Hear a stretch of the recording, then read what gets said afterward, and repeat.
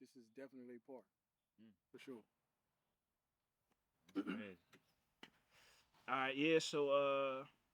So since we first or we sat down years, months, and days ago, a lot in the world's changed. Yeah. Um, what would you say is the biggest thing that you've seen change in the last, say, what was it, about maybe 6, 7 years since we sat down? What would you say is the biggest change for you? The biggest change for me, or just in Just general. in just as far as society is concerned. Um, the shift in agenda. You know, a lot of following, a lot of quote unquote misinformation, right? But on the other end, so it's just super herd mentality. Like things that you know to be true, you even questioning that because the majority is saying the sky is green, right? Even though you know it's not, it's never been green.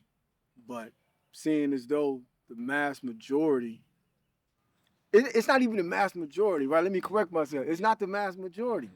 It's the ones that's most that's in the public, Mm. the message. That's why it's an agenda, right? It's propaganda at its finest. What is give like maybe one or two examples of something that you've seen? Um, One or two examples would be, um, it's like a clip that's going viral right now. This this trans person is saying that um, tampons should be in boys' bathrooms, right? So he's like boys and girls can be on a administration. So it's a fifth grade teacher, and he like, ain't no way. And the trans person is like, it is. Boys can have periods too. And the teacher is like, absolutely not.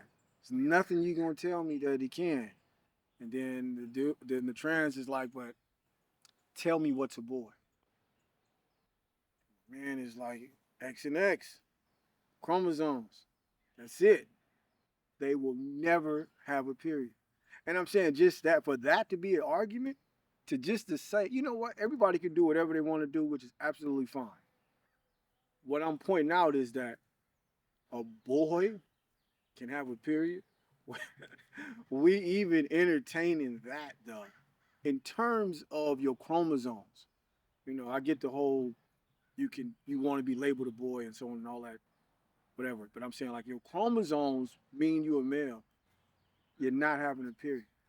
And I'm saying like for that to be like, no, man, the sky is not green. Period. So I'm just in terms of that, right? It's just like things are just black and white. Yeah. And we can and now it's like it's really not. Mm.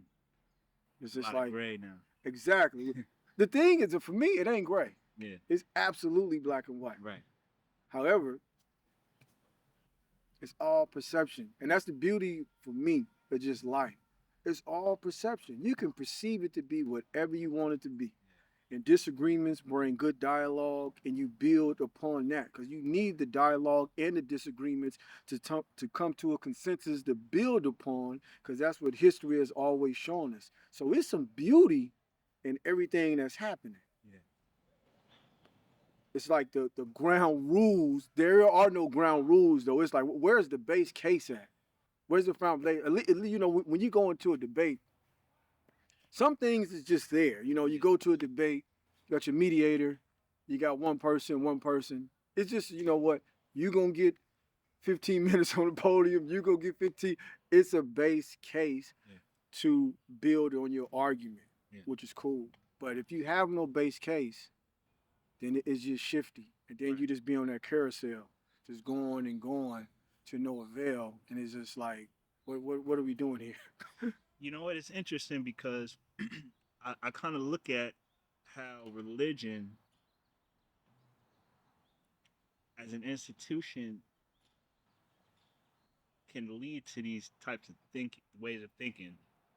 It's because if you can get a group of people to think that there's something in the sky somewhere pulling the strings like a puppet Yeah, with no actual physical science to prove it, then you can get a people to believe anything. absolutely. So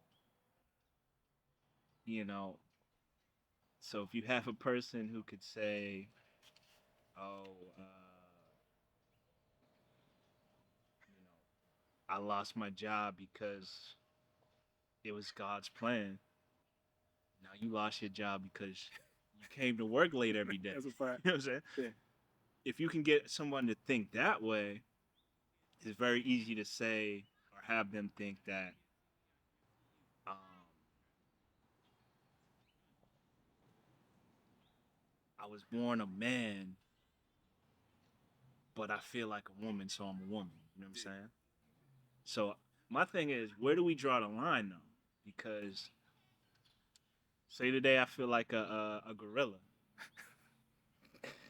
You know what I'm saying? exactly. I was That's a born a fact. man, but I feel like a gorilla. How?